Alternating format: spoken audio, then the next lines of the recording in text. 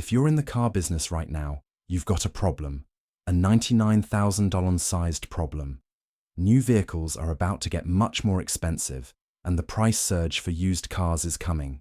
Factories are facing layoffs and shutdowns again, and even US automakers aren't backing this move. Ford calls it catastrophic. GM warns it could break supply chains. And while Tesla is positioned better than others, even they aren't safe. Canada sees where this is going and is about to hit back. Washington pushed through 25% auto tariffs, and Canada's response was immediate and targeted. Chrystia Freeland made it clear that they will go dollar for dollar.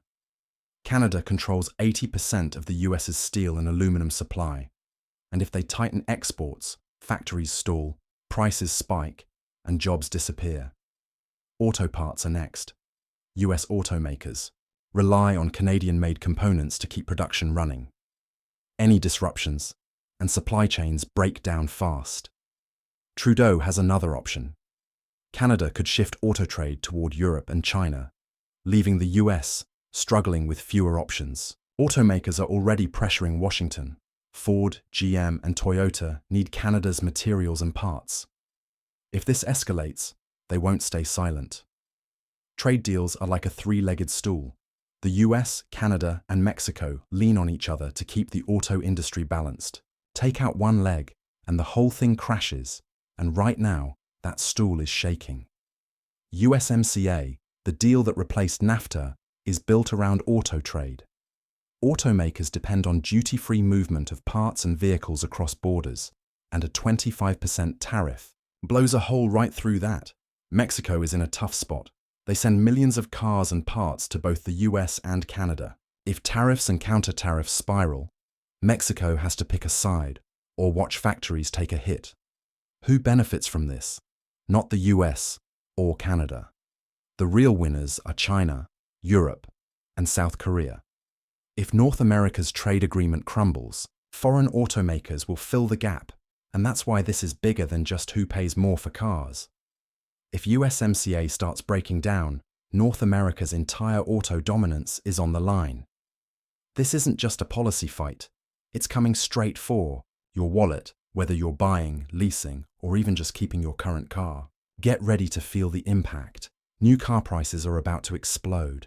Ford, GM, and Toyota can't absorb a 25% tariff.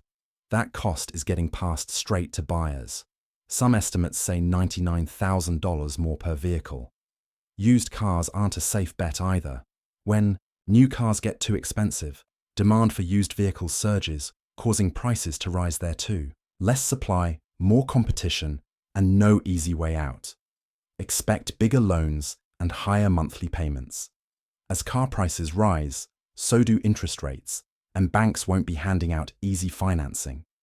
The average car loan is already 6 to 7 years long. This could stretch it even further. Even repairs will cost more because parts, from electronics to engines, are getting hit by tariffs. Mechanics aren't eating the difference. You are. This isn't just a problem for new car buyers. It's a ripple effect that hits every driver, every dealership, and even rental companies. The entire auto market is about to feel the squeeze. Auto executives aren't waiting to see how bad this gets. They already know the numbers don't lie. This tariff war isn't just squeezing consumers, it's putting entire industries at risk. Layoffs are on the table when production costs surge. Factories cut workers to survive, and if plants shut down, entire towns take the hit. Smaller suppliers are in real danger. Big automakers will scramble to adapt, but thousands of parts manufacturers rely on steady contracts. If those dry up, bankruptcies follow, and stock prices are impacted.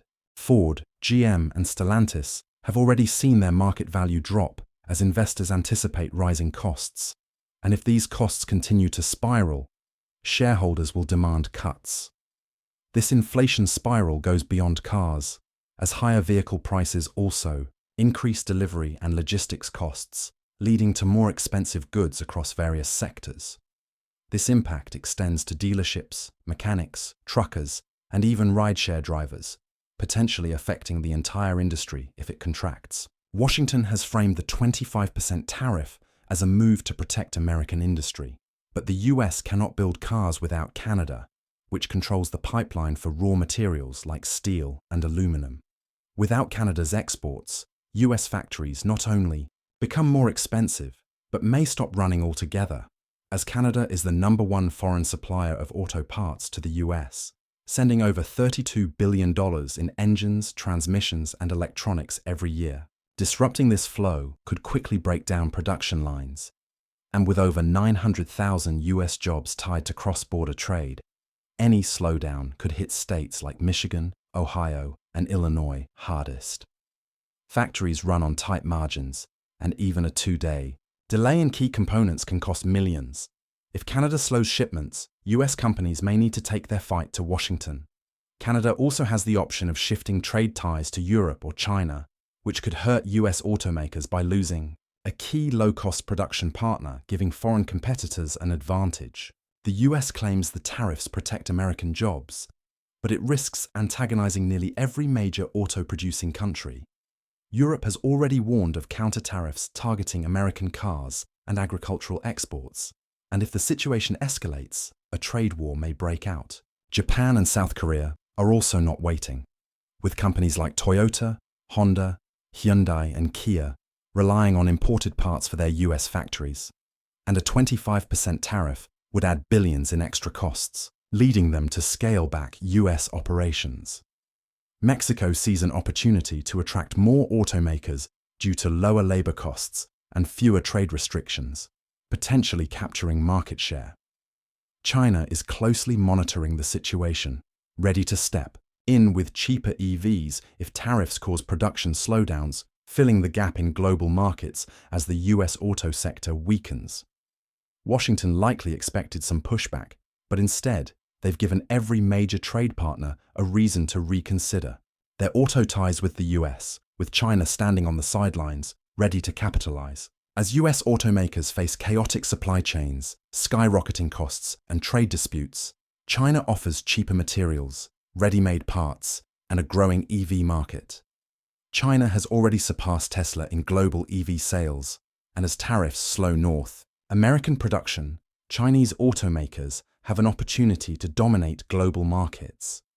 China controls key parts of the supply chain, including lithium for EV batteries and microchips. And if Western automakers struggle, China's influence on these materials will only increase. While the US fights with Canada and the EU, China is forming new trade deals with Asia, Africa, and even European carmakers, benefiting from less trade friction and increasing its global influence. US tariffs don't hurt China, they help it, as rising car prices in North America and Europe create an opening for China to expand its market share.